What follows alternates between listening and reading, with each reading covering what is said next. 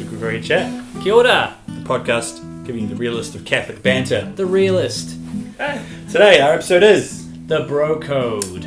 Or the Broke Code. Is it broke? the Broke Code. The Broke Ah. Code. The Bro Code? This one's been brewing for a while. If you had just been thinking about this pun, or is this just It like came to me. It Oh. came to me right then. so good? You know. The Bro Code Yes. is a thing. It already is a thing, but it's I guess this is our review of the Bro Code. Well, is it a thing? It's a thing that's been talked about and has been made famous by Barney Stinson from How I Met Your Mother, which I think is probably an appalling show. On the whole. Yeah. Because even we on the started TV watching it screen. again and we were like, why are we watching this? Like, Yeah. there's actually quite, Yeah. it's Yeah. quite degrading. It Yes. doesn't leave you feeling, it's not wholesome. It's not wholesome. like a movie set. Not like a TV Like, show. Maybe Stranger Things. Yeah. Check out a review of Stranger Things. Season Which 3. may not be released yet, but we'll see. We'll see what happens. Which way we put it around. Anyway. Was there ever a time, thinking about Bro Code, was there ever a time in your life where you feel like a brother has really let you down? Yeah, and like, Other what than me, are every the what's the etiquette around, like, you know, being a bro? And I think, I just think, just saying that, being a bro, it's like, there's no such thing as being a bro. You're friends with someone, you're mates with someone, but like, and like, you know, sometimes you get really good friends with someone and you're like a brother to me, Right. but you're not being a bro. You know, there's Why not? It's like, because it's almost as like you either earn broness with an individual, or you are biologically a brother. Okay. So Before we go on, by the way, if you're a woman watching this, you may still get something out of this because it may help you to understand the minds of men. or not. Or not. It could just be entertaining. It could just be entertaining. Or just don't watch it. We'll do one on women and we'll get Speaking women. about brothers, I got recognised the other day by a brother. Hey. I was down in Christchurch. Oh, yes. One of the brothers in St. John. So if you're watching, bro, Hey. how's it going, bro? Can't remember your name. I'm sorry. He was being bro. Anyway. Or was he? So you okay. So there's a distinction that you were trying to make there between being a bro and just being mates. Well, just I think Well, you don't think there's a distinction? I don't think being a bro is a thing. You know, I think it's sort of like, hey, you're like my bro. You know, you get to that point with someone, it's like, you're like a brother to me. Mm-hmm. And that's what being... Because bro is short for brother. But, like, bro's been so used, and now with a bro code defined, that you can either be or not be a bro I see. to any other male. And I think that's a little Yeah. bit ridiculous. Well, when you watch the show, it is. I mean, some of the stuff that goes on, like it kind of works out eventually, but they put each other through hell. And You know, I like think... the stuff they do to each other as bros is pretty horrible. Yeah, so what is the bro code? What Well, are we talking about? Essentially, Barney Stinson, who's this hedonistic, pleasure-seeking playboy. exactly? Yeah, it's like he- a modern day Joey Tribbiani. Right. Yeah, And essentially, he makes this book that's like, these are the rules for life. He also makes another thing called the Lemon Law. Or Lemon Law is like a website. Anyway, he does a whole bunch of this stuff. But essentially, the way that he thinks life should be lived, the way he thinks that men should treat each other. Now, this is all being phrased within his understanding that the kind of life goal of men is to sleep with women.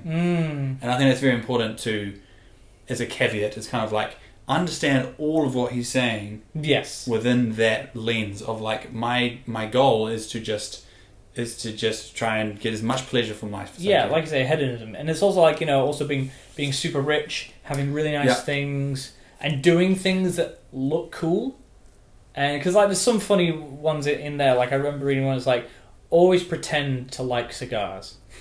you know, it's like no one likes cigars, but pretend to. I mean, I quite like one, but I don't really smoke them that much. Right. Or there'll be ones like, you know, you can't date a girl that your bro has dated and dumped, you know, like, or you can, and I think in How I Met Your Mother, it's like you can't sleep with a girl that your bro has slept with, or whatever. So I mean, Yeah. however you look at it, it's not just something that happens in How I Met Your Mother. I feel like this is something that permeates our culture quite a bit, and there's quite a lot of this stuff that kind of surfaces in media and films and popular culture, and I think a lot of that stuff is what has been more recently been getting termed toxic masculinity. Right, But anyway, let's not go too much into that. Yeah, But I hate that essentially, term. it's men who are just living these disgusting lives and expecting it. Yeah. It's just toxic living, whether it's masculine or not. Yeah, But you know what I just realised as we're talking about this? What the bro code actually is the result of the culture becoming less and less religious. Because religion informs your life with morals, with virtues, with etiquettes, with a standard. Mm-hmm. And if you take Christianity away, and therefore what's left?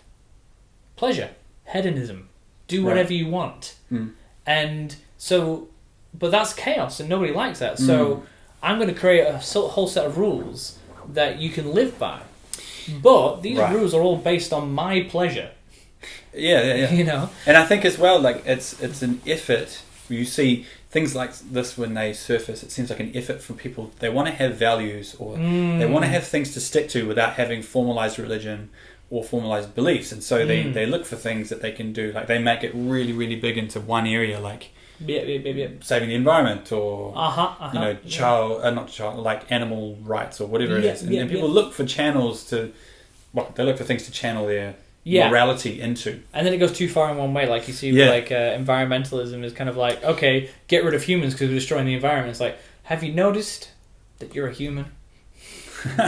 You are the problem. What are you going to do about it? So the bro code, I mean, essentially what is wrong with it? Let's sum this up in a nutshell. What is wrong with that idea that there is some kind of bro code? I think what's wrong with it is exactly what we just said. It was like, it's trying to be something it cannot be. It's trying... The reason, we get authority from teaching of the church and Catholicism, because it comes from Jesus. It comes from God. And God is so far above us. It's like sometimes people look at the Catholic Church and it's like, it's just a bunch of rules. It's like, what's the bro code? At least the Catholic Church is a bunch of rules based on, the creator of the universe, eternally loving, existing being. Whereas, so what's wrong with the bro code is ain't got Jesus. Yeah. I mean, and even if you haven't seen this Barney Stinson bro code thing, I think you can basically understand most of what's going on here. It's like, bros before hoes, that saying is one of the classic ones. I think that's rule number 1 for Barney, is he says you should always put your male friends before women in your life, and that's everything else stems down from that. Yeah. And in our own lives, we can see, we probably know people, if not us in the past, who have been a bit like that. They kind of think, I don't want to change the way I am. I'm just a man. It's just the way I am. All that kind of stuff. So my next question is there anything that we can take from the bro code? Is there anything redeemable in even the concept of a bro code? I think we can have a concept, but I think for the most part, the bro code is a mixture of, satire. Right. So it's quite funny. Give it a read. Look it up. It's kind of laughing at the way that men are sometimes. Yeah, and taking like caricatures and stereotypes and pushing it to the extreme. And so it's that. So it's pretty funny, but then it's also like just hedonism.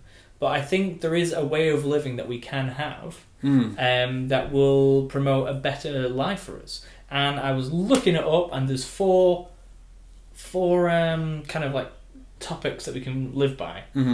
And they are, you ready for this? It's like an honour code. I'm not sure I am, but go. No, I'm ready. Honour, strength, courage, and mastery. Now we hear a lot about mastery in Catholicism with self-mastery. And then I would add one more of sacrifice. Ooh, I like it. Because I think the true way to be a man is a sacrificial way, and we see that in fatherhood, we see it in the priesthood, we see it in Jesus Christ.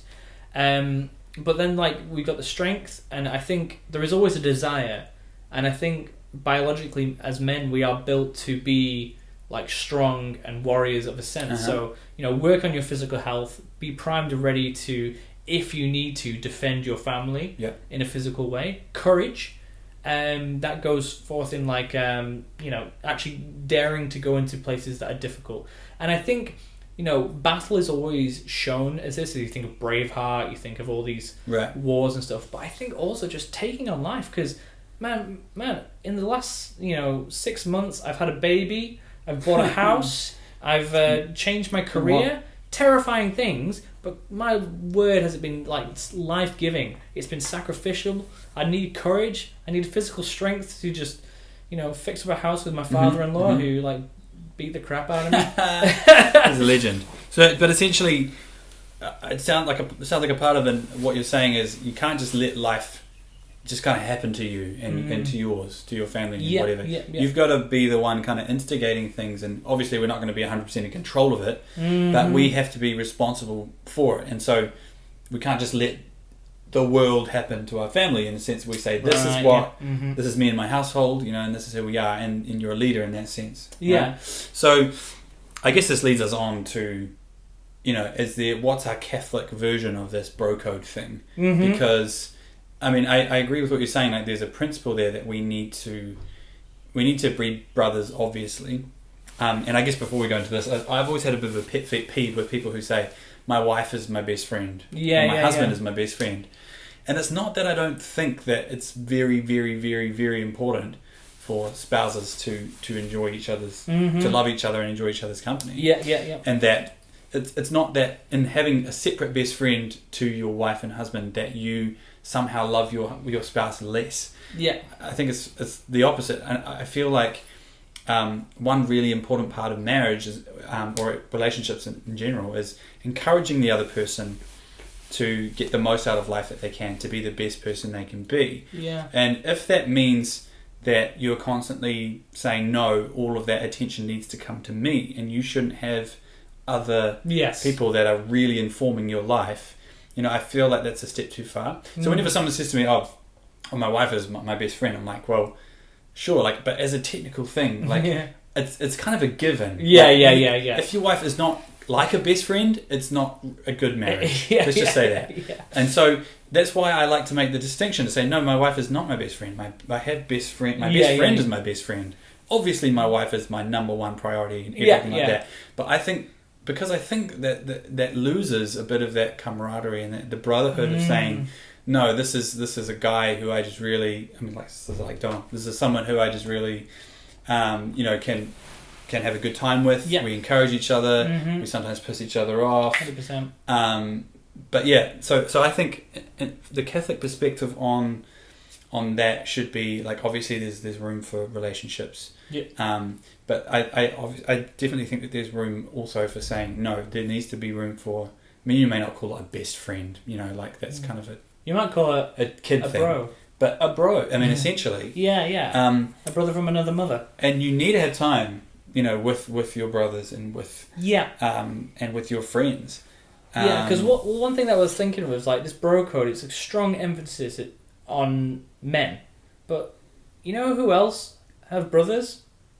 Girls, right? Brothers, sisters have brothers, and so I think again the Christian kind of bro code is kind of how to be a man, and not just focused on your guys around you, so much so that you can't focus on anyone else. It's like, there's this bros before hoes thing. It's like, that's ridiculous. Yeah. It's because Jesus said, love one another as I've loved you, not love your bros more. Love these group more than the rest of them, and the rest of them can just, who cares about them. And also, because he also says, love your enemy.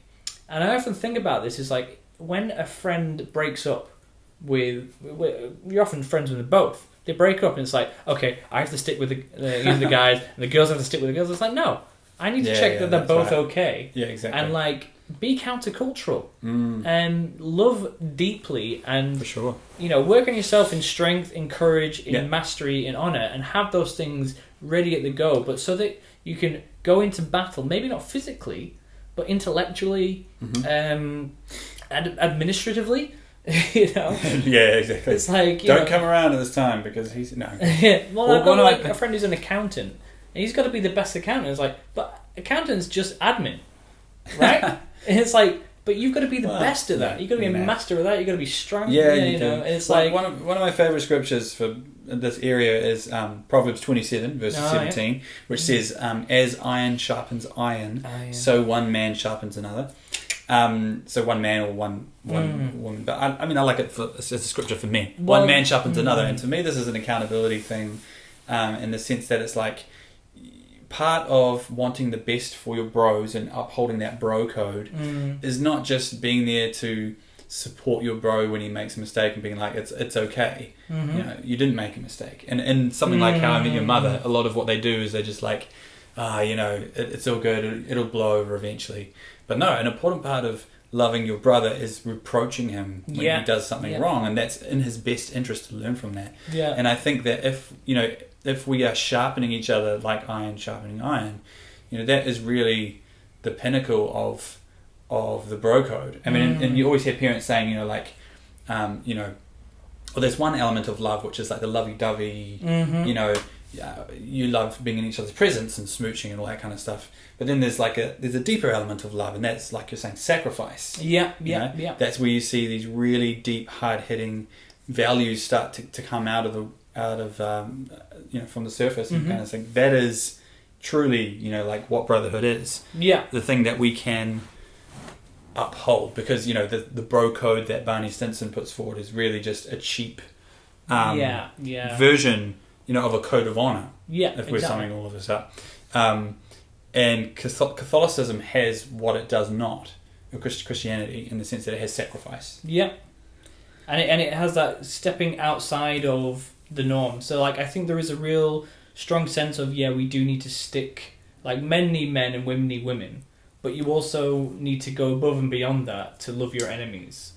And I think that's what, you know, is taken away from that. Father Robert Landry gave a great homily. American priest came up to New Zealand, and there's this one line, and it hit me. It's like, our society is terrified of pain or suffering or anguish or anything like that, and addicted to pleasure.